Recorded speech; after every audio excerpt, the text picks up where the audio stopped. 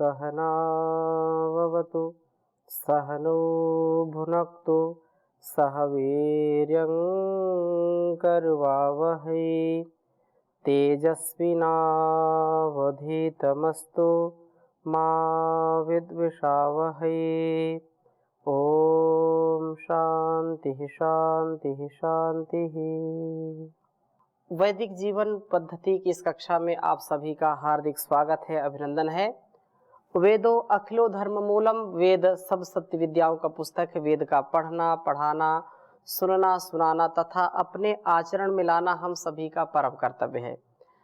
हम जागें और जगाएं, दुनिया को अच्छा बनाएं, जिससे स्वयं भी सुख पाएं और दूसरों को सुख बांटें। त्यागपूर्वक जीवन जीना, ममता से युक्त जीवन जीना तथा अपने प्रत्येक कर्तव्य को करने के लिए उस प्रभु की भक्ति के साथ उसका पूजन, उसका जो आदेश उपदेश है उसको अपने मनसा वाचा कर्मणा व्यवहार में उतारने का प्रयत्न हम करें। हम ऋग्वेद के 5वें मंडल के 15वें सूक्त तक स्वाध्याय किए थे।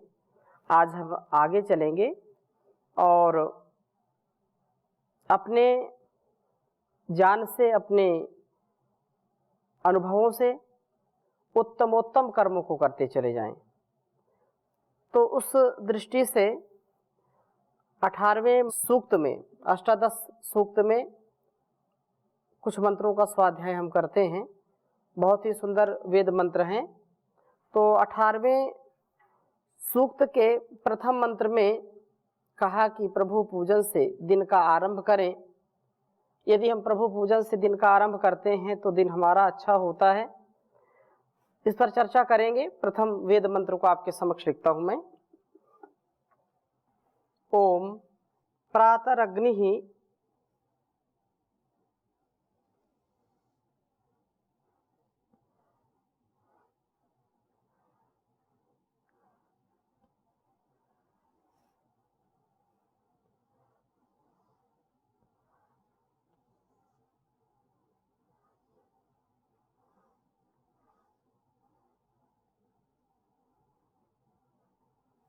पुरो प्रियो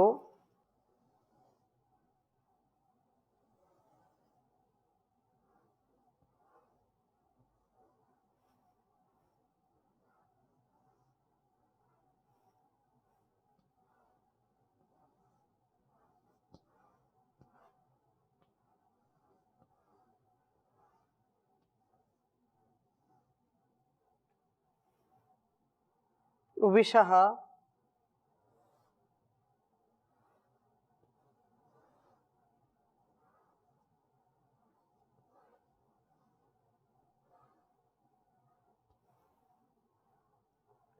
स्तवेतातिथिः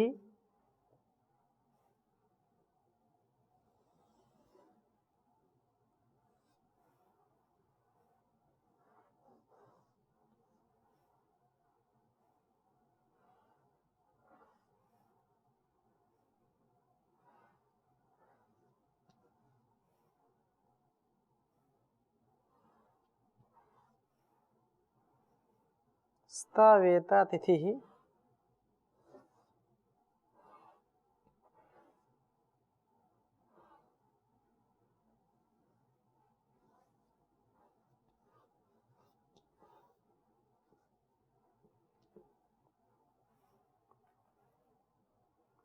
विश्वानि यो अमर्त्यो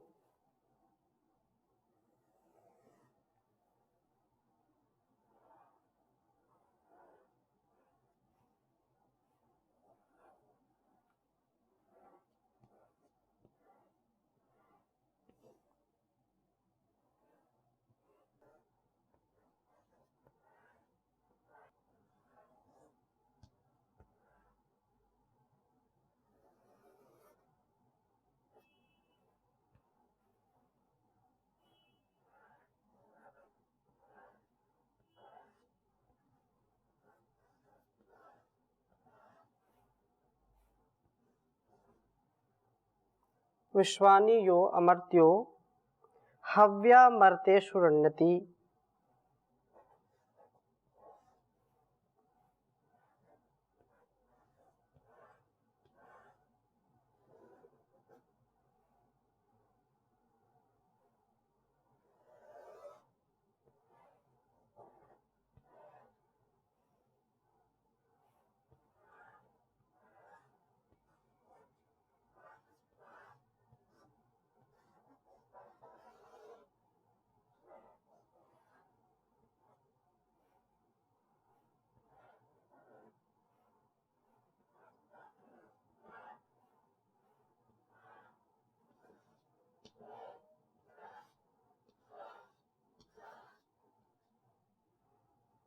ऋग्वेद के 5वें मंडल का यह 18वां सूक्त का पहला मंत्र है।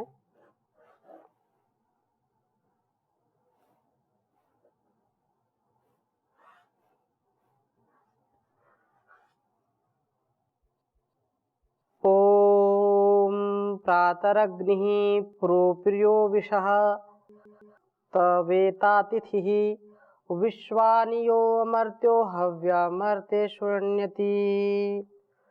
ओम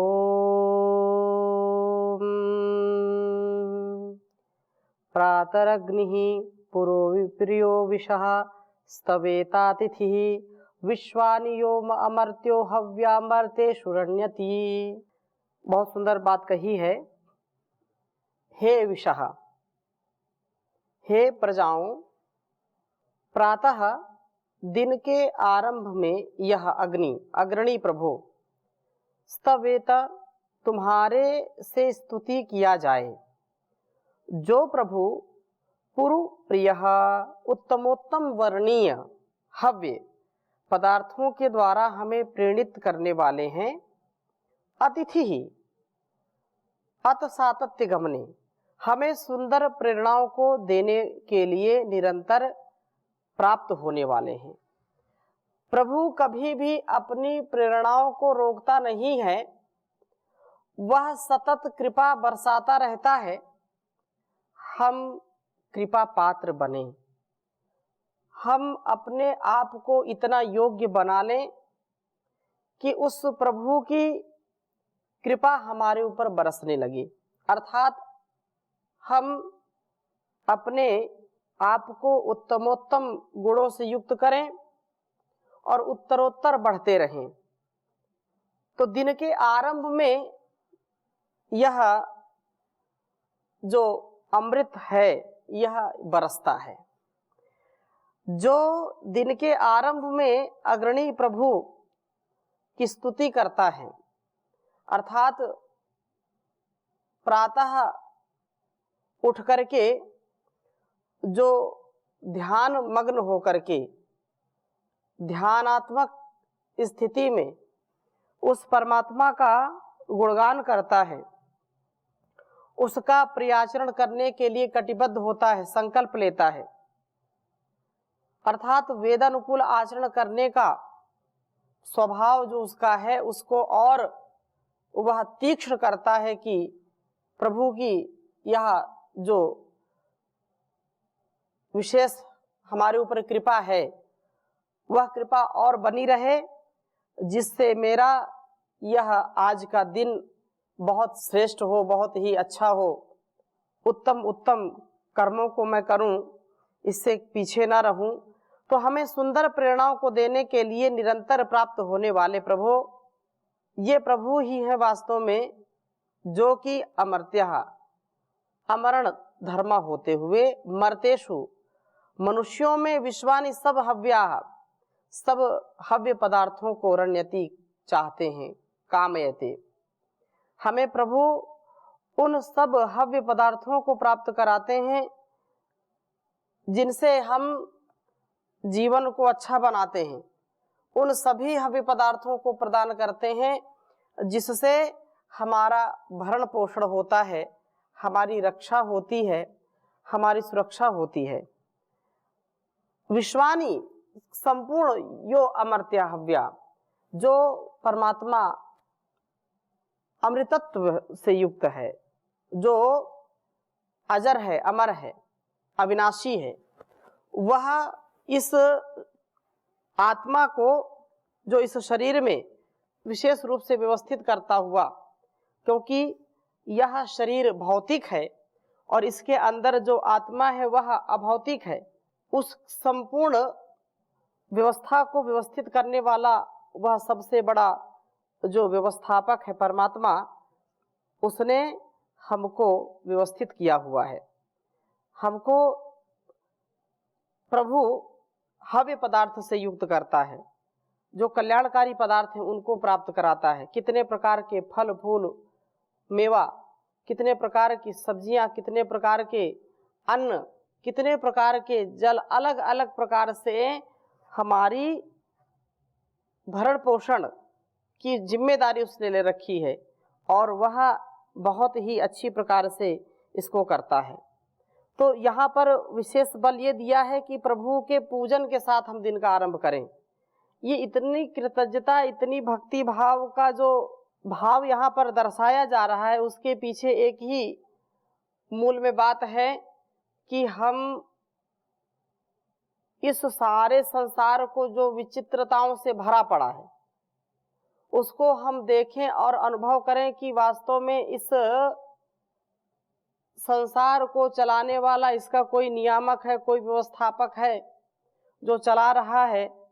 हमारे गुण कर्म स्वभाव का भी वही संस्कार और परिणाम, जो भी विपाक है, फल है, कुछ भी हम कह सकते हैं, उसका निर्धारण, उसको न्यायपूर्ण ढंग से दयालुता पूर्वक करने वाला परमात्मा ही है। हम जब प्रातः उठें, एक तो पहले जल्दी सोने का और प्रभात में ब्रह्म मुहूर्त में जल्दी उठने का स्वभाव बना लें, और जब सुबह उठें तो प्रभु की भक्ति करें, अर्थात मौन रहें, मंत्रों का उच्चारण करें, जागरण मंत्रों का, क्योंकि गुरुकुल में तो यह व्यवस्था उत्तम है कि आपको ब्रह्म मुहूर्त में उठना है, चाहे सर्दी हो, गर्मी हो, धूप हो, बरसात हो, कैसी भी स्थिति, कैसा भी वातावरण हो, तो ब्रह्म मुहूर्त में उठना यह एक सच्चे योगी निरोगी का लक्षण है। और जो भोगी है, जो रोगी है, जो विलासी है, जो विषयासक्त है, वो देर तक पड़ा रहता है। सूर्य उदय हो गया तो भी सोया रहता है, और जो सूर्य उदय के बाद तक सोता है वो अपने भाग्य को खोता है। जो सूर्योदय से पहले उठ जाता है और उठ करके उस ईश्वर की प्रार्थना करता है, उसके प्रति अपनी भक्ति भाव प्रकट करता है, कृतज्ञता से सर झुकाता है, धन्यवाद करता है, तो उसके लिए उसका पूरा दिन बहुत ही अच्छा होता है, शुभ होता है। अब कोई इसमें प्रश्न कर सकता है, जिसका स्वभाव नहीं है ईश्वर का नाम लेने का और उठ करके वो अगर अच्छा भी काम करे तो क्या उसको फल नहीं मिलेगा, क्या उसको दंड मिलेगा? बिल्कुल नहीं मिलेगा दंड, क्योंकि जो अच्छा कार्य है वह भी ईश्वर की ही आज्ञा है। परंतु जो व्यक्ति उसको हर पल स्मरण रखता है, कदम कदम पर जो कृतज्ञता ज्ञापित करता है, उस ईश्वर का नाम लेता है, वह इस संसार में आसक्ति नहीं रखता है, उसको इस संसार के सुख की कामना नहीं, लेश मात्र उसके लिए कोई क्लेश दुखी करने का या उसको प्रताड़ित करने का दुस्साहस भी नहीं करता है। इसलिए कहा, यही प्रार्थना कही है कि वास्तव में हम सर्वप्रथम प्रभु का ही स्तवन करें, उसकी स्तुति प्रार्थना उपासना करें। प्रभु हमारे अतिथि हैं, हमारे लिए सब हव्य पदार्थों को प्राप्त कराते हैं, जो हमारे लिए नितांत आवश्यक पदार्थ हैं। उन पदार्थों की प्राप्ति का जो उपाय है वह है पुरुषार्थ, और वह पुरुषार्थ भक्ति के साथ जब करते हैं तो निसंदेह हमारा संपूर्ण जीवन स्वस्थ होता है। किसी भी प्रकार से हम अस्वस्थ नहीं होते, मानसिक रूप से, शारीरिक रूप से। और बहुत सुंदर बात कही है दूसरे मंत्र में भी, ओम द्विताय मृत्वाहसे स्वस्य दक्षस्ते महना इंदुम सदत्ता आनुषक्तोता चित्ते अमर्त्य। कहा कि द्विताय ज्ञान व शक्ति का विस्तार करने वाले अथवा काम क्रोध को वश में करने वाले दौ तरती दौ तौ ही अस्ते परिबंधिनौ, किनके लिए?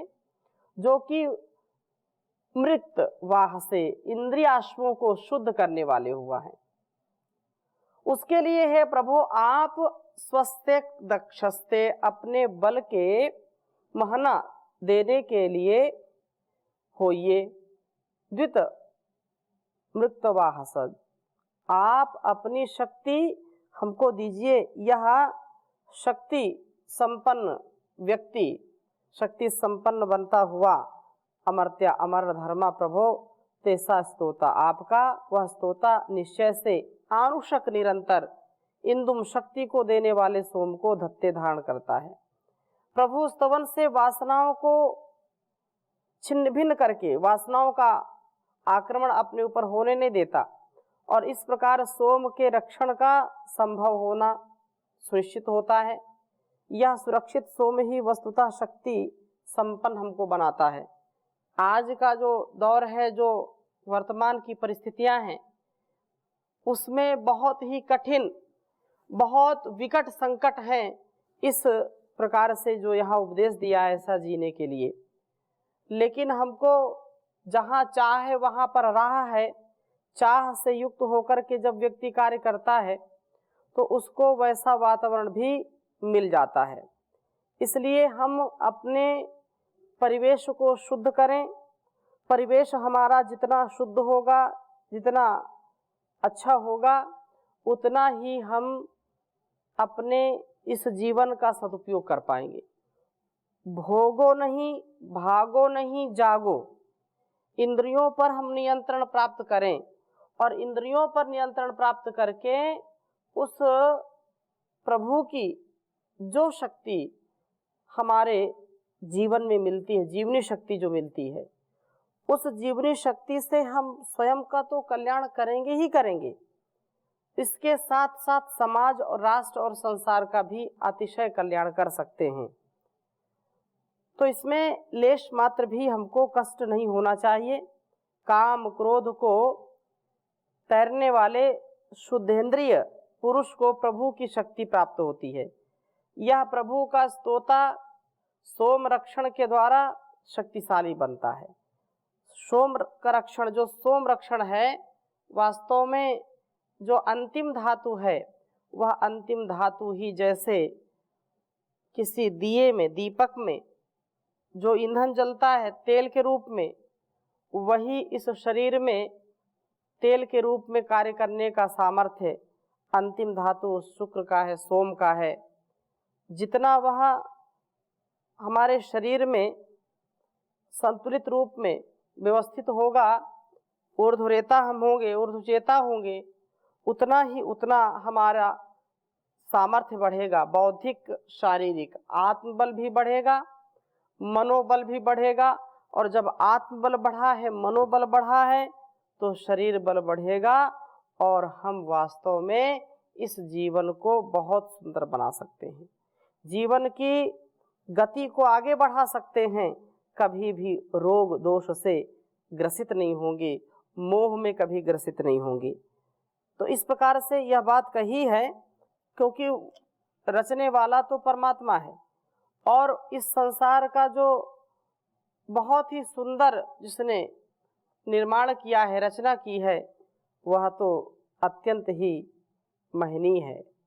इसलिए कहा है बहुत सुंदर बात गीत के माध्यम से, दुनिया बनाने वाला, दुनिया मिटाने वाला, सबका है दाता भगवान, माने न माने इंसान। दुनिया बनाने वाला, दुनिया मिटाने वाला, सबका है दाता भगवान, माने न माने इंसान। रंग रंग के फूल खिलाए, सूरज और चांद बनाए, रंग रंग के फूल खिलाए, सूरज और चांद बनाए, सागर धरती व आसमान, माने न माने इंसान। आंखें ना हाथ उसके, ना कोई आकार देखो, ना ही औजार कोई, ना कोई आधार देखो, फिर भी यह रचना उसकी अद्भुत संसार देखो, फिर भी यह रचना उसकी अद्भुत संसार देखो। पतझड़ दिखलाने वाला, बादल बरसाने वाला, पतझड़ दिखलाने वाला, बादल बरसाने वाला, सबका है दाता भगवान, माने न माने इंसान। चलती ना रिश्वत खोरी उसके दरबार कोई, अपना बेगाना उसका ना रिश्तेदार कोई, सुनता है वह तो सबकी कर ले पुकार कोई, सुनता है वह तो सबकी कर ले पुकार कोई। सज्जन हंसाने वाला, दुर्जन रुलाने वाला, सबका है दाता भगवान, माने न माने इंसान। निर्जन भयानक वन में चाहो घर पार जाना, तप और भक्ति के साथ मुक्ति के द्वार जाना, तप और भक्ति के साथ मुक्ति के द्वार जाना। पथिक मंजिल से पहले हिम्मत ना हार जाना, उलझन सुलझाने वाला, मार्ग दिखलाने वाला, उलझन सुलझाने वाला, मार्ग दिखलाने वाला, सबका है दाता भगवान, माने न माने इंसान।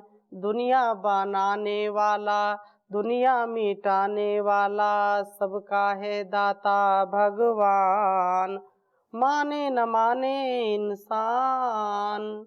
तो हम उस भक्ति के साथ जिसमें हमको सब प्रकार से शक्ति मिलती है, उल्लास मिलता है, उसको हम आत्मसात करें और जीवन को और आनंदित करें। इसके लिए नित्य स्वाध्याय करें। तो आज की कक्षा को भी विराम देंगे। शेष चर्चा नए मंत्र के साथ नई कक्षा में करेंगे। ओम शांति शांति शांति।